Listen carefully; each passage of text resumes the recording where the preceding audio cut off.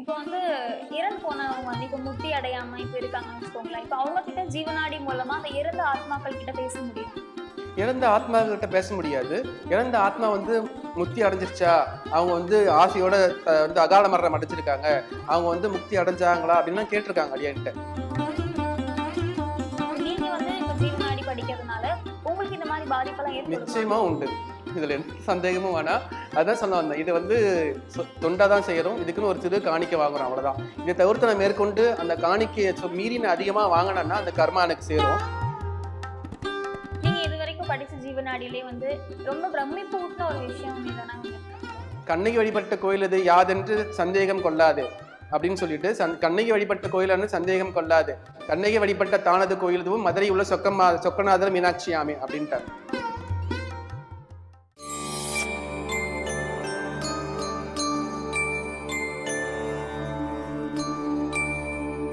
Sir, இப்போ ஜீவனாடி அப்படிங்கிறது ஒரே இடத்துல இருக்கு, அது ஒவ்வொரு இடத்துலயும் மாறி இருக்கும் அப்படின்னு சொல்றாங்க இல்லையா? அது உண்மையா சார்? உண்மைதாம்மா. ஓகே. ஜீவனாடியை பொறுத்த வரைக்கும் எல்லாராலையும் படிக்க நம்மளே சொல்லியிருந்தேன்.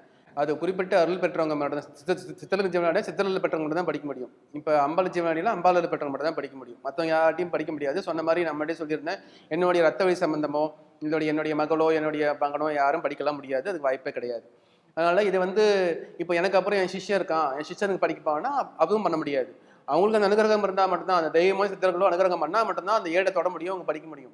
அவ்வளோ சீக்கிரம் யாராவது அதை படிக்க முடியாது. அதனால எழுத்தும் வராது.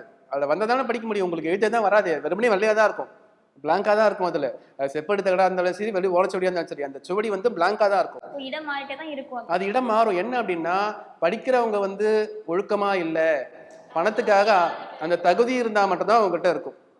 அவங்ககிட்ட அந்த தகுதியா, இறைவன் சொல்ற தகுதியை கட்டுப்பாடுகள் வந்து அவங்க ஒழுங்கா ஃபாலோ பண்ணல, அவங்க வந்து முறைகேடா செயல் செய்யறாங்க, இல்ல வந்து பணத்துக்காக ஏதோ சுயநலமா ஏதாவது பண்றாங்க அப்படின்னா நிச்சயம் அந்த நாடி வந்து வான் பண்ணும். அந்த தெய்வமோ அந்த இறைசக்தியோ இல்ல அந்த சித்தர்களோ அது வான் பண்ணுவாங்க, இந்த மாதிரி பண்ணாத அப்படின்னு சொல்லிட்டு வான் பண்ணுவாங்க. அப்படியும் கேட்கல அப்படின்னா அவங்க அகால மரணத்தையும் சந்திப்பாங்க. இப்போ ஜோதிடம் பாக்குறவங்களா இருக்கட்டும், இல்ல வாஸ்து அந்த மாதிரி பாக்குறவங்களா இருக்கட்டும், நிறைய பேர் சொல்லி நாங்க கேட்டிருக்கோம். இப்போ இந்த ஃபீல்ட்ல நாங்க இருக்கிறனால எங்களுக்கு வந்து அவங்களோட பாதிப்பு கர்மா எல்லாம் சேர்த்து எங்களுக்கு வருது, அவங்களோட லைஃப் சரி இருக்காது அப்படின்னு சொல்றாங்க. இப்போ நீங்க வந்து இப்ப ஜீவனாடி படிக்கிறதுனால உங்களுக்கு இந்த மாதிரி பாதிப்பெல்லாம் ஏற்படும்? நிச்சயமா உண்டு.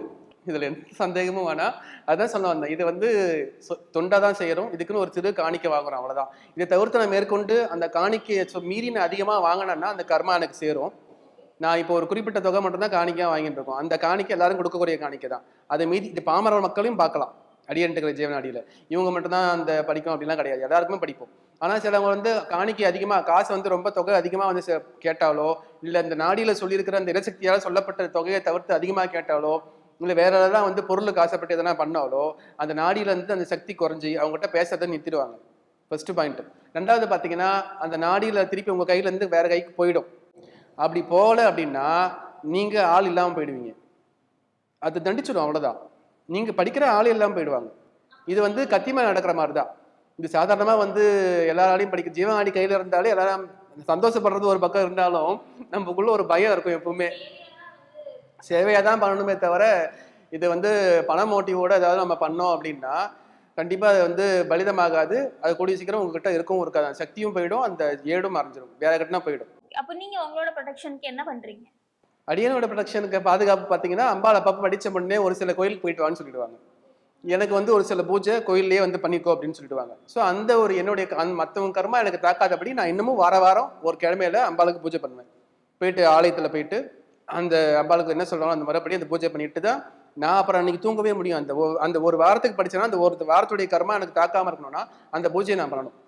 கண்டிப்பாக கர்மா தாக்கம் நேரடியாக இல்லைனா மறைமுகமாக உண்டு. ஒரு 5% கண்டிப்பாக தாக்கும். அதுல எந்த மாற்றமும் கிடையாது.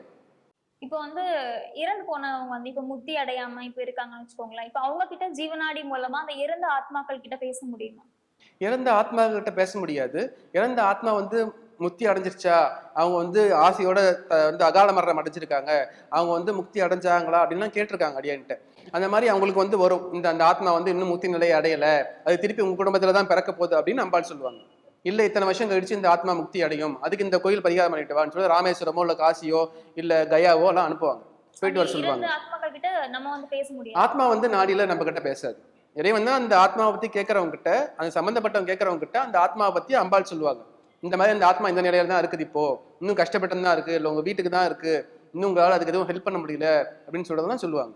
அதை பத்தி வருமே தவிர டைரக்டா அந்த ஆத்மா வந்து பேசாது.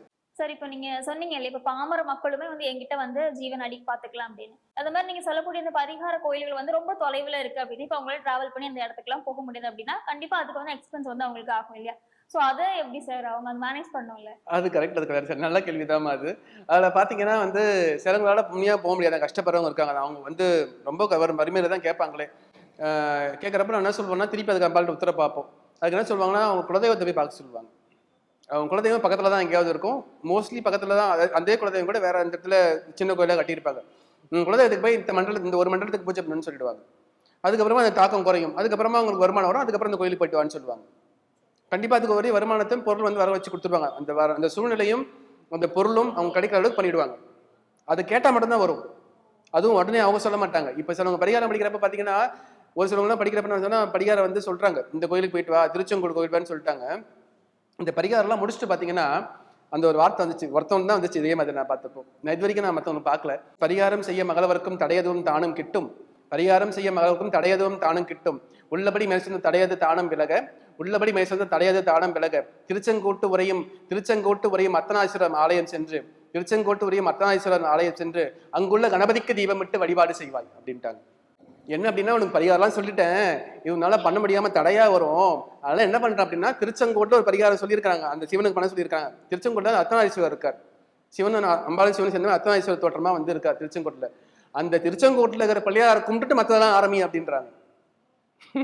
ஸோ அப்ப என்ன அப்படின்னா, அந்த பொண்ணால பண்ணவே முடியாத அந்த பிரச்சனை, அது விடாதனாலதான் அந்த பிரச்சனை அந்த முடிவு சொல்றப்ப சொல்றாங்க, சொல்லி அதை முடிச்சுட்டாங்க.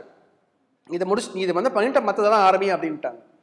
ஸோ அந்த மாதிரி வந்துருக்குது. அது தடையா ரொம்ப இருக்கிறவங்களுக்கு அது தானாவே வந்துடும்.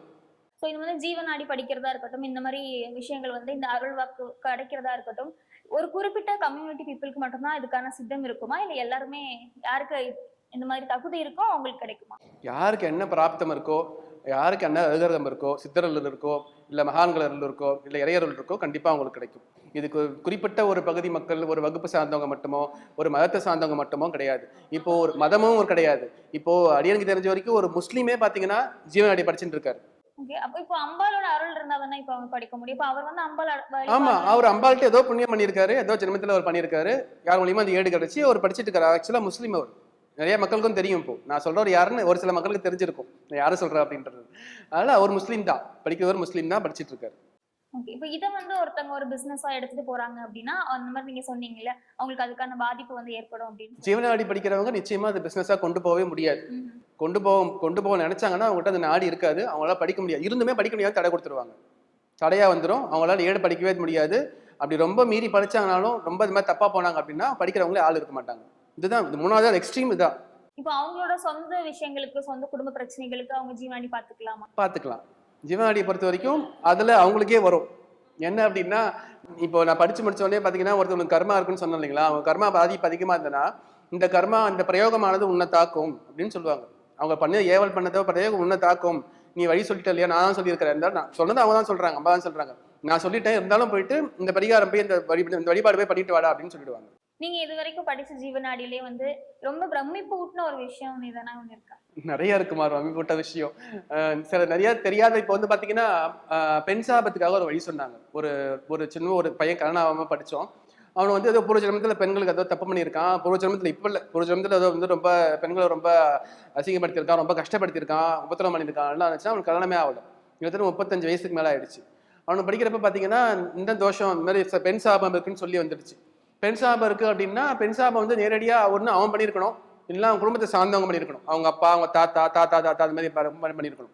ஸோ அவங்க மற்ற குடும்பத்துக்கு பெண் சாபம் உண்டு, அவன் தான் கஷ்டப்படுறான்னு சொல்லி தீர்வு வந்துருச்சு. இதுதான் முடிவு, இதுதான் வந்து சொல்லிட்டாங்க. அது பெண் சாப நிவர்த்திக்கு என்ன வழிபாடுன்னு பார்த்தீங்கன்னா, ஒவ்வொருத்துக்கும் ஒரு மாதிரி கோயில் வரும். ஒருத்தருக்கு வந்து என்ன வந்துச்சு அப்படின்னா, கண்ணகி வழிபட்ட ஆலயம் சென்று, கண்ணகி வழிபட்ட சிவன் ஆலயம் சென்று, மகனவனும் தன் வயதொத்த தீபம் ஏற்றி முறையான வழிபாடு செய்து அன்னமிட்டு தான் வர பெண் சாபம் அது நீங்கும் என்பன் அப்படின்னு சொல்லிட்டு, அப்புறம் அவங்களே சொல்றாங்க, கண்ணகி வழிபட்ட கோயில் அது யாதென்று சந்தேகம் கொள்ளாது அப்படின்னு சொல்லிட்டு, கண்ணகி வழிபட்ட கோயிலான சந்தேகம் கொள்ளாது, கண்ணகி வழிபட்ட தானது கோயில் இதுவும் மதுரை உள்ள சொக்கநாதர் மீனாட்சி ஆமே அப்படின்ட்டாங்க. அப்போ வந்து கண்ணகி வழிபட்ட கோயில் இதுன்னா ரொம்ப சந்தேகப்பட்டு இருக்காதடா, சொக்கநாதர் மீனாங்க மதுரை இருக்கிற மீனாட்சியும் சொக்கநாதர் நாங்க தான் அப்படின்னு சொல்லிடுறாங்க. ஸோ அப்போ என்ன அப்படின்னா, நம்ம தெரியாம செஞ்ச பெண்களுக்கு பெண்கள் மூலியமா வந்த சாபம்னா தெரியாம பண்ண சாபம் தான். தெரிஞ்சே பண்ண பிராயத்துல பிராயச்சித்தம் கிடையாது. ஏதோ ஜென்மத்துல அவங்க அவங்க குடும்பத்துல தெரியாம பண்ணியிருக்காங்க, ஏதோ அவன் பண்ணிருக்கான் தெரியாம ஏதோ ஜென்மத்துல. அந்த ஜென்மத்துக்குரிய கர்மா தீரத்துக்கு பெண் சாபணிக்கிறதுக்கு இப்படி ஒரு வழி சொல்லி ஒரு ஏட்டில் வந்தது. அந்த பையன் பரிகாரம் முடிச்சு வந்தாப்புல, முடிச்சு வந்ததுல நிச்சயதார்த்தமாகி காணா ஃபிக்ஸ் ஆயிடுச்சு. திருப்பி ஃபோன் பண்ணி சொன்னாங்க.